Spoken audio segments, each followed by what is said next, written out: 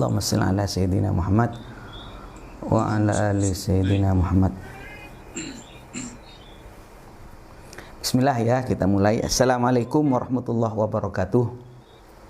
Waalaikumsalam warahmatullahi wabarakatuh. Bismillah, alhamdulillah, wassalatu wassalamu ala rasulillah Sayyidina Muhammad ibn Abdillahi wa ala alihi wa ashabihi wa man tabi'ahu wa walah, amma ba'du. Alhamdulillah, pada malam ini walaupun telat sekian detik ya atau sekian menit, kita bisa bersilaturahim. Hari ini saya menyapa warga Nahdlatul Ulama, bahkan pengurus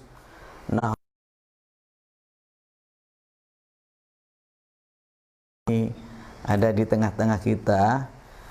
Nama aslinya itu Dadi Rahmin ya, benar ya? Ya, betul ya. Tapi saya panggil Ustadz Dadi Rahmin atau Mas apa? Apa ini enaknya? Enaknya Mas aja, Mas Dedi.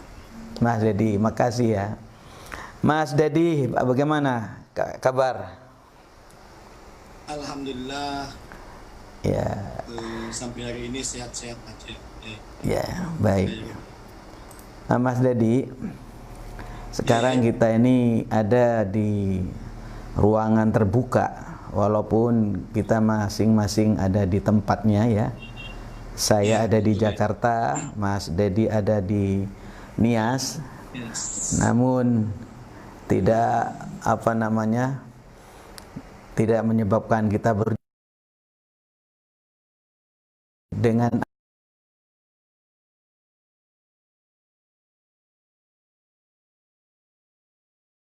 sekarang menjadi dekat. Alhamdulillah ya. Dulu nggak kebayang kita bisa ngobrol deket-deket begini. Waktu saya masih sekolah SD itu, atau bahkan SMP waktu itu yang bisa ngomong begini hanya Presiden Republik Indonesia Pak Harto itu. Iya. Jadi hanya Pak Harto yang kita hanya teknologi sederhana, pakai Zoom, pakai Facebook, selesai sudah, dan kita bisa berbagi ilmu. Alhamdulillah para jamaah sekalian, kita hadir pada kesempatan kali ini. Saya berharap membawa manfaat ya dan barokah, ada ilmu yang tersampaikan.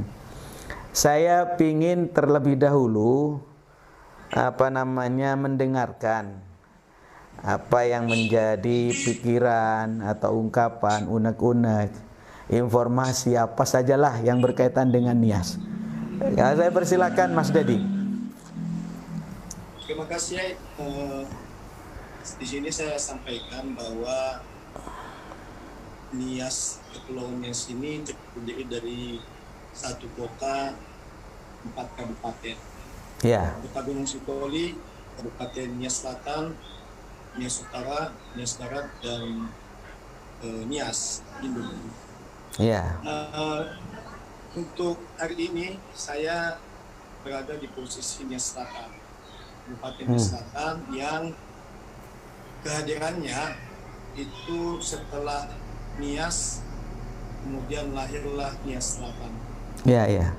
Jadi untuk kota yang pasca pemekaran ini di Pulau Nias, maka Nias Selatan lah yang pertama dimekarkan di Pulau Nias. Iya. Saya di Teluk Dalam berada di posisi Nias Selatan. Di situ ada Nias Selatan yang ada lompat kehadirannya objek wisata setelah lompat batu dan juga surfing internasional di Lagundri. Iya, iya. Nias Selatan ini terdiri dari daratan yang bergabung dengan Pulau Nias. Ada juga pulau-pulau yang jumlahnya 101 pulau, disebut dengan Kepulauan Batu. Pulau Batu. Dan di situ ada makam seorang syekh di Pulau Telo, namanya Syekh Ismail. Di Pulau Telo.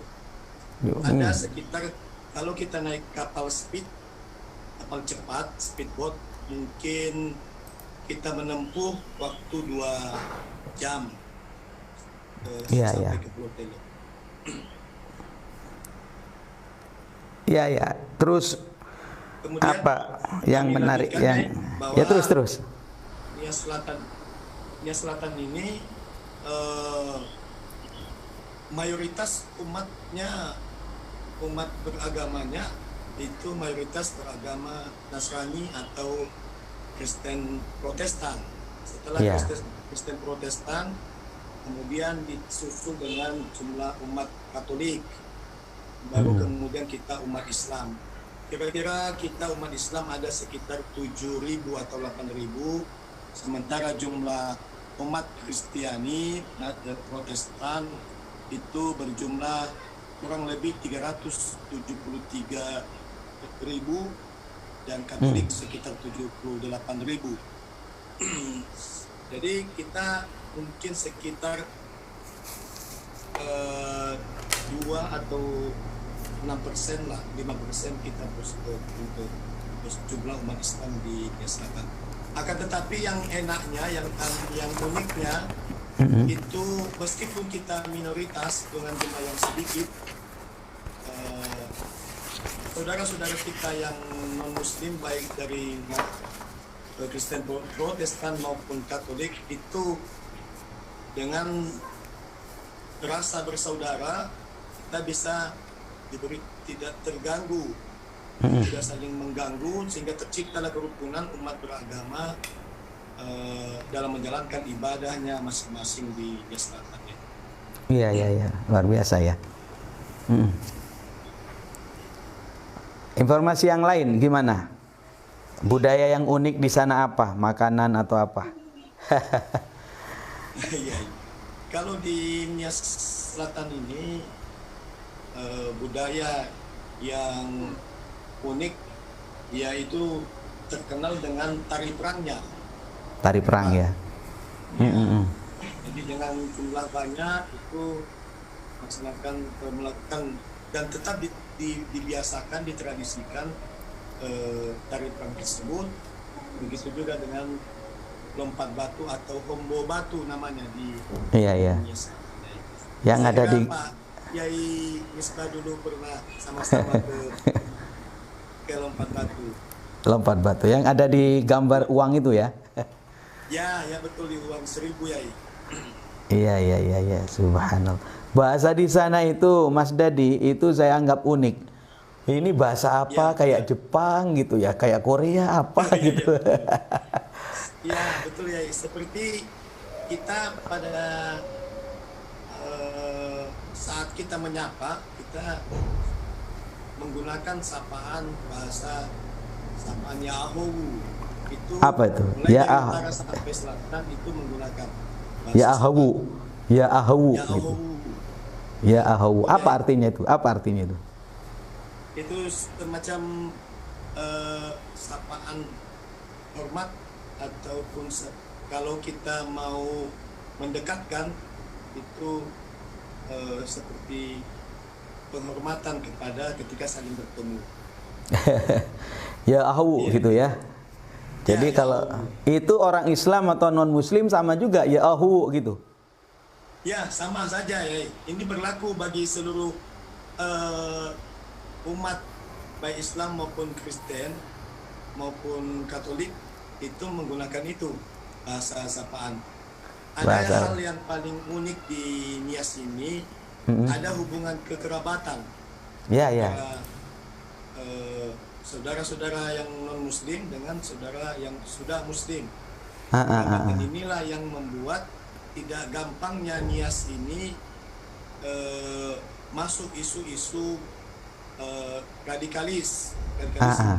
Terjadi perpecahan karena isu sara atau isu agama yang paling berbahayanya. Iya. Baik, kalau dari sisi umum itu kan ya Mas Dadi ya, situasi Nias secara umum dan posisi daripada umat Islam di sana minoritas. Tetapi saya lihat Mas Dadi justru kelihatan lebih ustadz dari kiai itu. Karena pakaiannya saja pakai surban hijau itu. Luar biasa itu. Jadi tidak mudah. Orang kalau tidak pernah melihat langsung Itu kayaknya di Nias itu kita minoritas, kemudian hidup tidak nyaman, ibadah tidak bisa. Itu ternyata itu tertepis dengan tampilan Mas Dadi ini. Betul ya.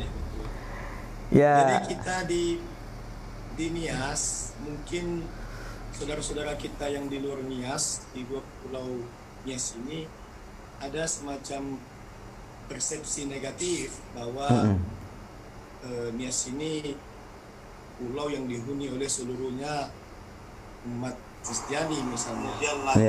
Tetapi dengan hari ini kita melakukan kota yang dialog seperti ini, itu ingin memberitahu kepada yang agama dibekarkan di pulau Nias kepada dunia, kepada Indonesia, bahwa di Nias ini juga majemuk sekali Muslim dan beribadah berjalan seperti hal biasanya. Ketika tiba waktu sholat azan, bahkan ada mengaji, Gitu ya? baik itu melalui langsung maupun digunakan flash disk misalnya. Ada sekitar 10 atau 5 menit sebelum azan kumandang. Ya, menarik ya. Jadi menariknya bagi kami nih, kalau berbicara Islam misalnya, berbicara Indonesia, itu ya Islam itu. Tetapi setelah kita datang ke daerah-daerah tertentu, misalnya di Nias, ternyata ya di sana Muslim itu minoritas, tapi tidak ada masalah. Nah, ini informasi yang sangat bagus. Artinya kita itu slogan Bhinneka Tunggal Ika, kan begitu kan? Betul, kita ini berbeda-beda, tetapi kita ini tetap satu dalam rumah yang besar bernama Negara Kesatuan Republik Indonesia. Betul. Dan saya teringat kepada Gus Dur ya. Saat itu Gus Dur itu kan tidak populer membela umat minoritas itu. Saat itu saya sempat curiga juga, ngapain sih gitu kan? Kita kan sudah mayoritas. Tetapi kalau berbicara dalam konteks global, umat Islam ya minoritas. Satu. Kemudian di sisi yang lain, ketika melihat umat Islam semacam Mas Dadi yang ada di Pulau Nias, itu ya minoritas.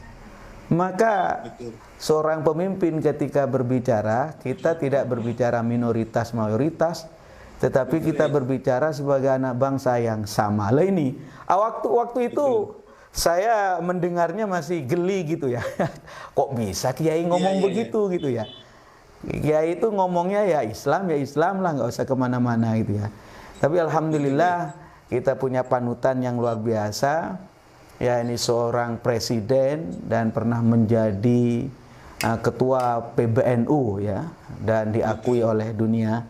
Sampai sekarang cerita-cerita yang menarik, yang humoris dan memberi semangat kepada kita ini tidak hilang oleh oleh ingatan kita, Mas Dadi. Kalau Mas Dadi kira-kira apa yang diinginkan dari, katakanlah kita ini di PBNU, khususnya di lembaga dakwah, apa hal-hal yang perlu dibantu di daerah sana? Ya, kalau kita di Nias Selatan dengan jumlah yang sangat sedikit, tentu kualitas sumber daya manusianya juga baik dalam ilmu agama mungkin punya keterbatasan. Ya. Itu dalam rangka kita memperkuat Islam yang berhaluan Ahlus Sunnah wal Jamaah, yang Islam yang rahmatan lil alamin, kita berharap dari PBNU dapat menerjunkan sekali-sekali kita atau ustadz-ustadz kita, dai-dai kita yang dari NU. Karena saya kira di Nias ini ketika disebut NU, ketika yang dalam benak mereka yang muncul adalah Gus Dur, Muhammad Wahid. Beliau adalah sosok orang tua, sosok pemimpin bangsa, yang guru bangsa yang bisa mengayomi semua elemen, semua komponen yang ada di negara ini. Jadi inilah yang cukup dihargai, sangat diapresiasi oleh saudara-saudara dari non-muslim ketika almarhum Gus Dur membuat sebuah terobosan, meskipun itu banyak orang yang mungkin pada saat itu tidak terlalu menyenangkan informasi itu, tapi inilah realita bahwa kita ini hidup di satu bangsa yang disebut dengan Indonesia yang sudah ada prinsip Bhinneka Tunggal Ika. Jadi itulah kita harapkan dari PBNU, ada semacam bantuan dai-dai yang berhaluan Islam Ahlus Sunnah wal Jamaah dan punya prinsip rahmatan lil alamin. Kemudian kita juga berharap dari Nias ini, khususnya Nias Selatan, dapat anak-anak kita bisa melanjutkan pendidikan di pesantren, terutama mungkin pesantren Pak Yai Misbah ini di Tanjung Priok. Insya Allah mungkin ya dengan beban biaya yang cukup ringan lah untuk kita di kalangan Nias ini. Iya. Baik, terima kasih. Ini harapan yang pertama berkaitan dengan misalnya turunnya dai atau ustadz ke Nias. Sekarang detik ini juga saya kan sudah turun ke Nias malam ini. Oh iya. Jadi kita jangan sampai membayangkan apa badannya yang turun, tetapi memang harus ada yang apa istilahnya ya, kita itu ada musafahah, bertemu langsung ya, karena ada keberkahan yang berbeda. Memang kita itu harus bertemu, musafahah. Kalau begini ini ya daripada tidak gitu. Ini yang hadir luar biasa, Mas Dedi. Kita sudah 17 menit dari Kudus, ada dari Banten, ada Pak Abdul Majid ini dari Gunung Sitoli. Orang tua kita ya. Kemudian dari Papua, dari Kediri, dari Medan ya. Malah dari ahli sakti ini katanya Yahawu itu Horas gitu. Betul. Jadi dari Purwakarta, dari Jambi, dan luar biasa. Kita ini silaturahim untuk saling mengenalkan. Memang nggak bisa dipaksakan memang bahwa perbedaan sampai kapanpun, beda suku, beda bahasa, ya, beda agama bahkan, itu ya memang realitas. Karena Allah sudah menyampaikan, Inna khalaqnakum min dzakari wa untha wa ja'alnakum syu'uban wa qabaila. Ya, li ta'arafu, kan begitu kan. Tujuannya biar saling mengenal. Karena itu dengan silaturahim ini disaksikan orang banyak, kita akan mengenal, ternyata kita punya saudara seiman, saudara sebangsa, berbeda tetapi indah sekali gitu. Indah lah, kalau tidak ada perbedaan. Katanya Gus Dur itu, beliau mengutip entah siapa, bahwasanya alasan keberadaan sebuah bangsa itu ya karena kita berbeda ini. Perbedaan inilah yang menyebabkan kita membuat sebuah kebersamaan bangsa ya. Dan bangsa yang kita sebut itu adalah Negara Kesatuan Republik Indonesia. Mas Dedi ya. Mas Dedi, saya ini ngajak Mas Dedi, awalnya saya perhatikan sampean ini aktif sekali mengikuti dan komen di grup kita. Saya ikut Pak Kiai, Nias hadir Pak Kiai gitu. Sehingga saya langsung saya nyapa. Wah, siapa yang bisa saya sapa gitu kan. Selain Mas Dedi juga ada Pak Majid, siapa Yusron ada di sini. Ada Yusron, ya. Yasfin Zabua itu ya, dan seterusnya banyak lah ya. Pak Hamdan itu. Saya langsung teringat, ini harus kita sapa. Kemudian mereka menampilkan apa yang dibutuhkan di Nias, kemudian apa yang menjadi keunikan di sana. Tadi sudah disebutkan bahwa di sana kita ini minoritas. Bener ya? Betul, betul. Minoritas. Angkanya itu cuma berapa ribu ya di Nia Selatan? 7.000. Kalau di 7.000. Nia Selatan ya. Dia di Nia Selatan hanya 7.000 itu. Ya sangat sedikit lah. Tetapi tidak ada masalah. Saya hanya bisa belajar bahwa dalam posisi seperti itu saja kita alhamdulillah ibadah tidak dibatasi. Kan begitu kan? Betul. Sholat ya mau husuk sehusuk-husuknya, mau ibadah seibadah-ibadahnya ya nggak ada masalah. Inilah para bahkan majelis-majelis taklim kita seperti majelis zikir juga Ratibul Haddad yang sering kita dawamkan setiap malam minggunya di Nia Selatan, insya Allah berjalan. Ibu-ibu perwilitan Yasin juga melakukan kegiatan itu setiap malam Jumat, setiap hari Jumat pada Jumat, pada sholat Jumat ibu-ibu. Dan begitu juga dengan majelis ilmu sekaligus majelis sholawat zikir di desa Ladudi juga itu hidup kegiatan ini. Dan teman-teman saudara-saudara kita dari non-muslim itu sangat bersyukur dengan aktivitas itu, bahwa kita semua tetap adalah umat yang punya keyakinan beragama meskipun pada Tuhan, meskipun agama kita berbeda-beda. Iya. Saya komentari ya berkaitan dengan kegiatan majelis taklim, Ratibul Haddad, ada malam mingguan, yasinan dan sebagainya. Saya berharap itu mohon dipertahankan. Utamanya bacaan Ratibul Haddad itu.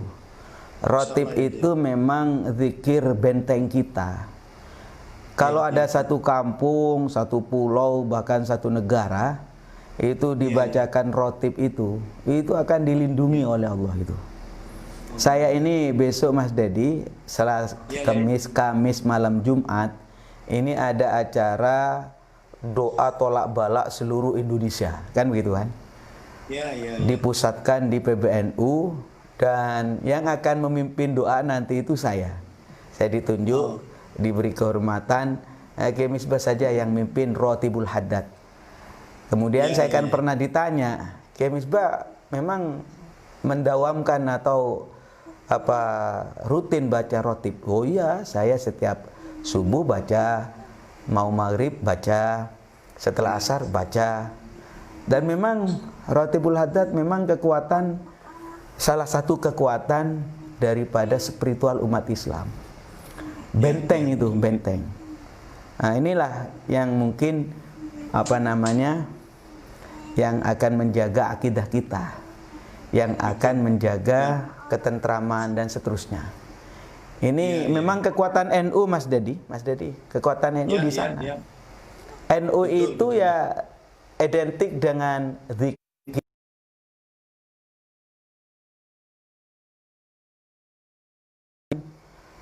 Ya ngobrol nggak apa-apa, nggak salah sih.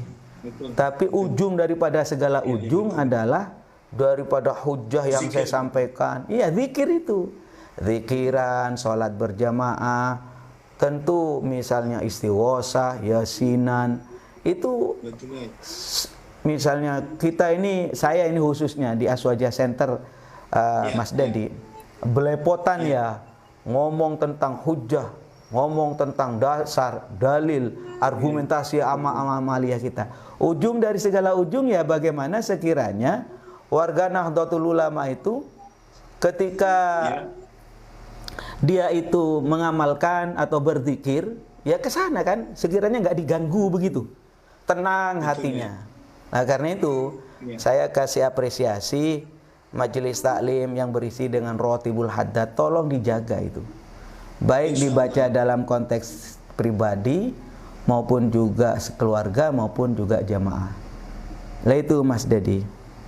Ada hal yang saya mohon ijazah langsung dari Yai Misbah untuk semakin saya bisa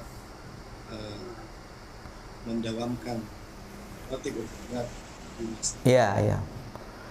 Jadi Mas Dedi, saya akan memberikan ini bukan hanya kepada Mas Dadi tentunya, dan kepada yang hadir ya, dari Lampung, dari yang lain-lain lah yang hadir pada saat ini yang menyaksikan kegiatan kita, bahwa zikir yang dibaca misalnya Rotibul Haddad itu saya mendapatkan dari kiai saya.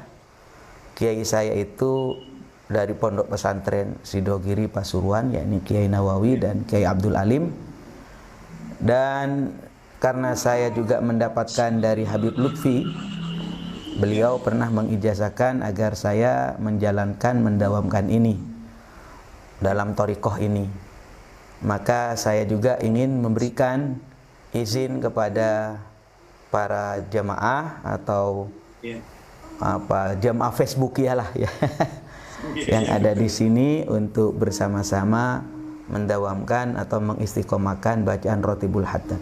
Rotibul Haddad ini ya rotib atau zikir yang disusun oleh waliyun min auliyaillah, walinya Allah, yakni Al-Habib Abdullah Al-Haddad itu. Beliau itu dimohon oleh para muridnya untuk menyusun sebuah zikir agar menjadi perlindungan dan benteng. Oleh karena itu saya harapkan ini mohon kepada para jamaah ya, kawan-kawan yang ada di sini, kami persilakan untuk dibaca ya, dibaca dan saya ijazahkan. Ini ijazah umum saja. Kemudian yang kedua, tentu dalam hal ini kita jangan sampai lepas daripada tawassul. Begitu. Tawassul itu ya biasa mohon kepada Allah melalui barokah kemuliaan Nabi Muhammad, melalui barokah kemuliaan para sahabat, melalui barokah kemuliaan para aulia, para wali. Itu tolong diamalkan. Lah ini saya sering memang mendengar tiada henti orang mengatakan, "Wah, itu musyrik itu." Selalu begitu kan? Bid'ah itu ya, musyrik. Ya, bagi kiai-kiai yang sudah sepuh yang mengamalkan, nggak bakalan dengerin itulah. Ngapain dengerin itu? Biarin aja kan begitu. Tapi kita yang masih muda yang punya kesempatan jawab, jangan sampai hal-hal yang dibilang musyrik, yang dianggap bid'ah itu ternyata ada yang nyangkut kepada masyarakat. Akhirnya mereka awalnya semangat jadi nggak semangat. Betul. Selalu saya tekankan bahwa istighosah atau tawasul mohon kepada Allah melalui perantaraan Nabi, melalui perantaraan para sahabat, melalui perantaraan para wali itu diajarkan oleh Nabi, diajarkan oleh sahabat, dan diajarkan oleh para ulama kita. Misalnya kalau dari Nabi sudah maklum lah. Saya sering cerita bahwa ada seorang buta minta tolong kepada Nabi agar disembuhkan dengan barokah Nabi Muhammad. Sembuh benar. Ada lagi di zaman Sayyidina Umar, itu mohon bertawasul kepada Ibnu Abbas pada saat itu. Lah ini tawasul minta tolong kepada Allah melalui makhluknya yang dicintai oleh Allah. Lah ini karena diperintah kan, wabtagu ilaihil wasilah, carilah wasilah untuk mohon kepada Allah. Ya kalau umpamanya nggak mau, ya nggak apa-apa sih. Misalnya saya kalau langsung kenapa Pak Ye? Ya boleh, cuma jangan usil kemudian menuding orang yang katakanlah bertawasul itu dianggap musyrik dan sebagainya. Bahaya, jangan ikut-ikutan. Warga NU nggak punya tradisi memusyrikkan orang lain sesama umat Nabi Muhammad SAW. Itu Mas Dadi. Yang harapan yang lain berkaitan dengan mohon maaf pesantren atau rekrutmen terhadap santri-santri di sana. Tentu ini bagian daripada PR kita. Namun demikian salah satu yang sudah pernah terlaksana waktu itu memang di Gunung Sitoli waktu itu. Itu yang dibawa oleh pengawasan atau penanggung jawab Bapak Majid waktu itu, Bapak Majid. Saya berharap kegiatan semacam ini, silaturahim ini tidak putus, apalagi zaman sekarang, kapanpun bisa kita WA, kapanpun bisa bertanya, kapanpun bisa video call. Jadi media ini tolong dimanfaatkan sebaik-baiknya. Yang lain ada nggak, Mas? Atau dari peserta dari merambah terus ke utara biar adem dan hijau royo-royo. Dari Muhammad Sumari katanya. Dari Mojokerto, dari Madura, ini banyak yang hadir pada kesempatan kali ini. Ada yang disampaikan lagi, Mas Dadi? Tadi sedikit tentang penguatan Amaliyah Ahlussunnah wal Jamaah ini. Tentu kami dari Pulau Nias yang jauh dari sumber atau dekat dengan pesantren mungkin ya, dengan keterbatasan ilmu itu kami hanya bisa mengamalkan yang sederhana seperti tadi baca Yasin, tahlilan, kemudian ada istilah di sini yaitu kenduri ya. Kalau 7 hari atau 3 hari atau 100 hari, dulu malah orang-orang tua dahulu itu malah 7 hari, 40 hari, 100 hari, setiap apa itu dilaksanakan istilah namanya kenduri. Iya. Lama kelamaan ini semakin hilang, semakin oleh karena penguatan dalil-dalil ataupun Mas Dadi. Ya. Saya ingin menanggapi bahwa tradisi yang misalnya yasinan, tahlilan, kendurian itu kan bahasa lokal ya. Saya istilahkan dengan kearifan lokal sana. Karena memang masing-masing misalnya di mana? Di Aceh itu bukan tahlilan, malah somadiyahan gitu ya. Karena yang dibaca qul huwallahu ahad Allahus somad 100.000 kali. Maksud saya begini, prinsip daripada semua itu saya ingin tekankan adalah ikhtiar kita untuk menyampaikan pahala. Ini namanya ihda'us tsawab. Dan ini sangat bermanfaat kepada mayit. Apakah itu yasin, apakah itu tahlil, apa zikir-zikir yang lain, termasuk amaliyah sedekah misalnya. Jadi bagian daripada ikhtiar itu. Cuma urusan 7 hari, 40 hari, 100 hari, 1000 hari, itu yang memang tradisi lokal. Dan tradisi itu tidak boleh kita langsung tuduh sebagai bid'ah dhalalah. Tidak. Seperti misalnya sekarang di kota-kota besar itu sudah mentradisi pengajian itu bukan Jumat, malah pengajian itu di hari Minggu. Coba TV One itu lihat. Dan enggak? Minggu dia. Tadi saya lihat. Termasuk juga misalnya hari Sabtu. Pengajian ramai di TV itu. Kalau berbicara bid'ah ya bid'ah juga. Bid'ah itu apa sih? Ihdatsu ma lam yakun fi ahdi Rasulillah. Jadi melakukan sesuatu yang tidak pernah terjadi di zaman Rasulullah. Itu kalau kita sepakat ya yasinan malam Jumat ya. Yasinan malam Minggu misalnya. Kalau dicari hadis pasnya ya enggak ada. Tetapi kenapa dilaksanakan saat itu misalnya? Karena orang merasa tergugah. Ini malam yang disebut dengan Sayyidul Ayyam. Sayyidul Ayyam, kemudian malamnya itu diisi dengan suasana spiritual yang tinggi, dibacain Yasin. Karena yang banyak yang hafal itu Yasin dan tidak terlalu pendek ya, tidak terlalu panjang. Jadi prinsipnya semacam itu ya. Bahwa misalnya Yasinan, tahlilan, kendurian, 40 harian, doa arwah gitu ya. Itu prinsipnya adalah ihda'us tsawab. Karena itu saran saya kepada para pemirsa, dalam ihda'us tsawab itu seyogyanya biar tidak ada khilaf di belakang, itu ditutup dengan doa wahbah. Doa-doa wahbah itu Allahumma taqabbal wa ausil wa ja'al tsawaba ma qara'nahu minal Qur'anil azim.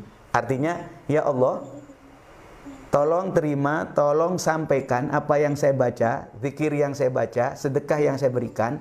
Tolong sampaikan pahalanya kepada almarhum ini. Itu kalau sudah ditutup dengan itu nggak ada khilaf itu. Nggak ada khilaf. Tapi kalau hanya sekedar baca begitu, ada yang mengatakan nyampe, ada yang mengatakan tidak gitu. Tetapi kalau ditutup dengan doa, selesai. Itulah kearifan lokal para ulama kita, memadukan pandangan-pandangan berbagai ulama, akhirnya menjadi mujma' alaih, menjadi sepakat, tidak ada yang menyoal itu. Ya itu. Dan termasuk juga selain apa yang disampaikan oleh Mas Dadi, tradisi-tradisi ini ya tolong dijaga, dirawat sebagai media silaturahim. Kalau misalnya Mas Dadi sebagai ASN, ya gampang aja punya media untuk rapat, anggaran ada. Betul. Tetapi kalau kiai, ustadz, untuk sosialisasi dan konsolidasi, itu kan medianya ya tahlilan itu. Medianya istighosahan, Lailatul Ijtima. Lah itu yang dimiliki oleh Nahdlatul Ulama. Mohon izin sampai saya mengatakan begini. Andaikan saja kantor PBNU, naudzubillah, atau kantor-kantor PWNU di mana-mana itu dikunci, digembok, nggak bisa dimasukin, bahkan dihancurkan, naudzubillah misalnya. Tetapi warga NU terus masih hidup, pesantren masih hidup, amalia masih hidup. Ini sulitnya NU itu begitu, mau dihancurkan nggak bisa. Ini terbuka saja. Di zaman Orde Baru NU itu nggak punya panggung sama sekali, Mas Dadi. Bener. Di zaman Pak Harto, izin ya saya sebut terbuka saja. Nggak ada ceritanya ketua P3, ketua MUI, apalagi ketua, pokoknya bab-bab keagamaan nggak ada ceritanya orang NU itu memegang tampuk kekuasaan. Nggak ada ceritanya. Bener nggak? Bahkan ketua NU saja nggak boleh jadi dari ketua NU, nggak boleh dari NU. Gus Dur kan nggak boleh saat itu. Dibuat NU tandingan. Lah, tetapi kenapa kemudian setelah NU Orde Baru selesai, NU mendirikan partai PKB saat itu, kenapa langsung nomor 2, jumlahnya terbanyak? Aneh kan? Sudah digencet lama, tiba-tiba NU tidak kecil malah besar. Jawabannya kekuatannya itu. Karena warga NU di bawah itu konsolidasi terus dengan tahlilan. Konsolidasi terus dengan istighosahan, pesantren, pengajian umum, Isra Mi'raj, Maulidan. Wah. Luar biasa itu. Kita warga Nahdliyin selalu menghidupkan hari-hari besar Islam seperti ini kan, ke depan kita ini di bulan Rabiul Awal ini. Ya, ya. Ya, Maulidan. Iya, iya. Salawat itu dikumandangkan. Wah, luar biasa. Insya Allah termasuk Maulidan. Ini bagian daripada alat konsolidasi kita, silaturahim kita. Benar nggak? Kalau hanya Jumatan itu kan terbatas. Bagaimana? Terus.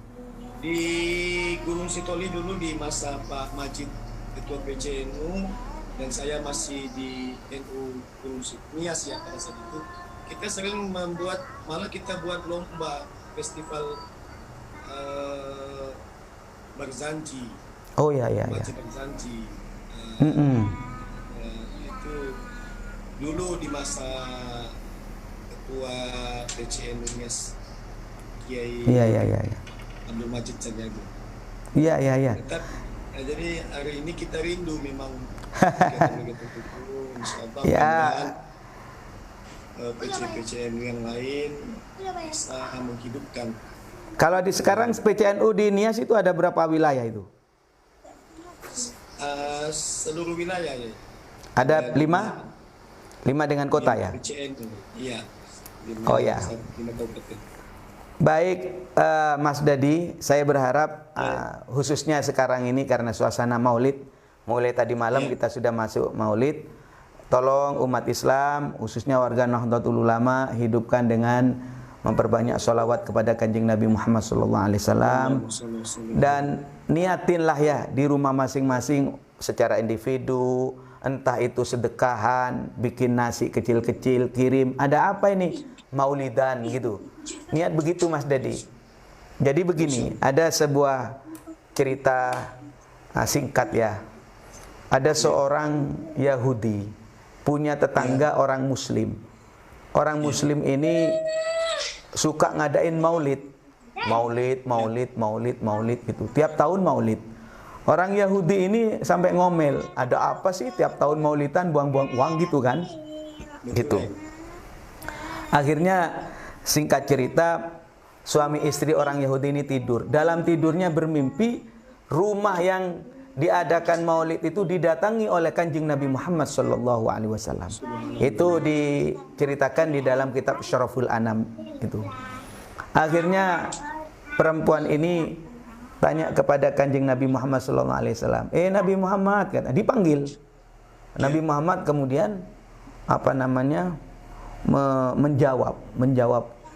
menjawab panggilan orang perempuan. Kaget orang perempuan ini. Nabi Muhammad, saya ini orang Yahudi, saya ini musuhmu, saya tidak percaya kepada kamu.